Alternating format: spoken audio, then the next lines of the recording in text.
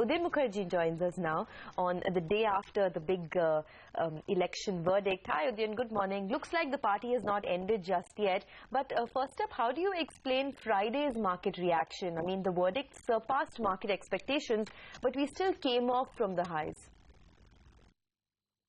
Good morning. My sense is that the market was ripe for some consolidation because we've had a big run-up in the run-up to the results. The market made that dart before the elections from 6700 to 7200 and paused there for a couple of days. As soon as the verdict came out, we had that big dart to nearly 7600. And from 7500, I think aggressive profit-taking would have crept in. And this is easy to understand because a lot of people actually built these positions for the pre-election rally closer to around the 6,000, 6,300 level. You will recall that the market turned around from the 200 DMA just below 6,000. Even if one did not get in at that point and got in only after climbing 63, 6,400, at 7,500 people were sitting on significant gains, and not measured just by gains in the Nifty, but the gains in banking stocks, the bank Nifty, many of the cyclicals and infrastructure names have been disproportionately large compared to the Nifty. And therefore, once the event was out of the way, it was a classic case of having bought the rumor and sold the news, and the market came off. But in the next few days, I think it's important to see whether the market consolidates some more. Is there a bit more of a give back, and how investors approach any such give back in the market? So I wouldn't read too much into that 300-point correction intraday from the top of the day. There could be a bit more, but over the next few days, it may just provide the opportunity for a lot of people who are still waiting on the sidelines to make those purchases finally. I don't mean to pour cold water over the views that have come out, Udayan, but it seems to be a very crowded view now. You know, this bullish view, expectations of a 10 to 15% upside. Almost everyone on the street has it. And this is even before we hear of any concrete policy steps coming out from the new government. What's your view on that? You know, from a starting point of between 7,200 to 7,500, an 8,000 target is not a big deal. I mean, you know, it can happen in the next 1 week if there is serious momentum in the market. Do remember that the technicals of the market are quite favorable because the market's run up quite a bit and it has been propelled by some foreign money, but local participation has not been there at all. So this is not one of those phases in the market where there has been large-scale retail euphoria, and that's driven the market to this kind of a climax. Market prices have gone up, particularly in some specific pockets, but I think you will find that 7 out of 10 retail investors or high net worth investors are still not invested, and certainly not invested to the extent that they would like to be with the market having reached where it has.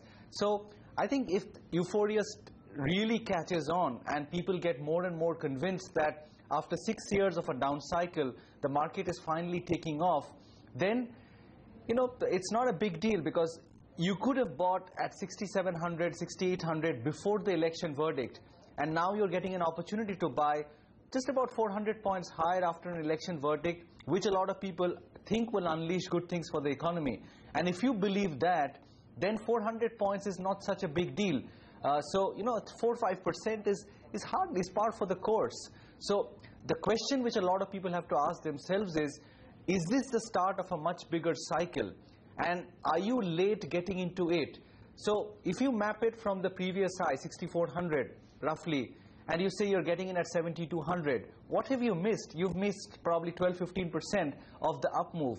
And if this is indeed a multi-year cycle, then 15% is not very late to get into the market. So I would submit that one needs to introspect right now and see whether the confluence of circumstances which are building up for India could lead it out of a 6-year down cycle.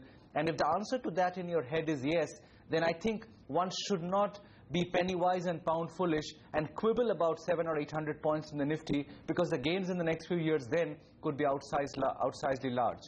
No prizes for guessing, Udayan, which side you are in this entire mood. But if this is a multi-year bull run, as you are effectively arguing, and so are many market men, what kind of an upside is in store? Is it 8,000? Is it 8,500, 9,000? You know, right now I think what is most material for a lot of people is to basically take an asset allocation call. And I keep coming back to that. It's a boring thing to say, But I think asset allocation is very skewed today, and a lot of people have been waiting for this event, and for good reason. I mean, you could have had an election surprise, and the market might have gone back below 6,000 immediately because there was so much invested into this outcome already. And that was a legitimate reason. I mean, a lot of savvy investors might have taken that call. A lot of not so savvy or professional investors may have not taken that call, and you can understand that. Now that event is out of the way. Now you've got to ask yourself, do I need to skew my asset allocation in the light of how things are shaping up? Because in 6 years, I think 90% of the Indian population have been in fixed income. And now, if you believe that things are slowly improving for India, not just because of the election verdict, that may just be one more catalyst. Because I don't think election verdicts by themselves spark off large bull markets. But maybe the turn of the cycle was already beginning to come, and some of these things might just provide as catalysts or accelerating agents for speeding up that recovery process. And then you've got to include more risk in your portfolio. So instead of talking about which mid-cap to buy right now, maybe people should say, instead of my 100% fixed income portfolio, let me make a start by including 20% equity, whether it's at 7,200 or 7,000 or 7,400, or if the market gives you an opportunity by correcting a bit in the next few days. I don't think one should quibble about 200-300 points, but at least start getting some equity in the portfolio, and then depending on, what will typically happen is you buy a bit of equity and you see for 6 months some performance in the portfolio which is fixed income plus, and you get a bit more confidence to include more stocks in your portfolio. But I think a start has to be made because people are anchored in a non-equity frame of mind for 6 years. For good reason. It's paid off because equity has not delivered. But maybe the time is coming for the inflection, and you need to start by taking some baby steps and changing your asset allocation around a little bit, if indeed you believe that this is the start of a bigger cycle. Fair point. Then that is in terms of the overall asset allocation. What about within equities? Is it going to be a pro-cyclical trade and anti-defensives, or what kind of a mix of both?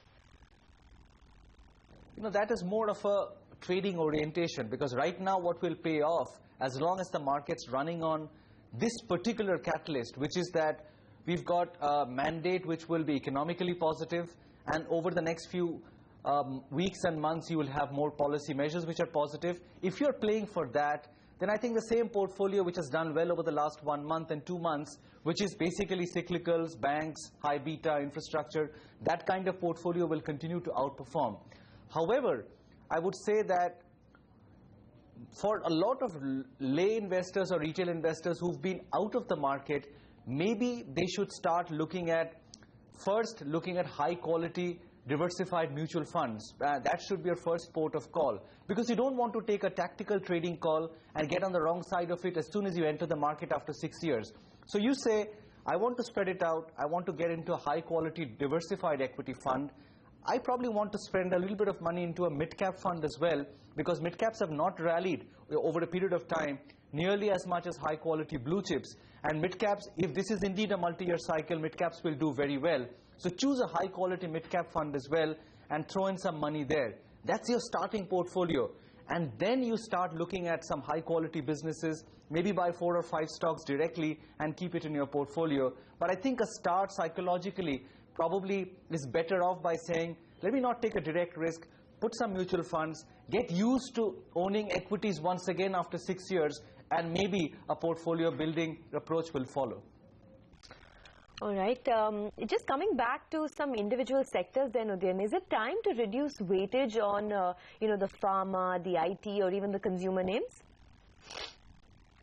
I think for investors who've been holding this portfolio, that portfolio churn has happened already in the last 3-4 months. You can see that clearly in the underperformance of IT in select consumer pockets as well.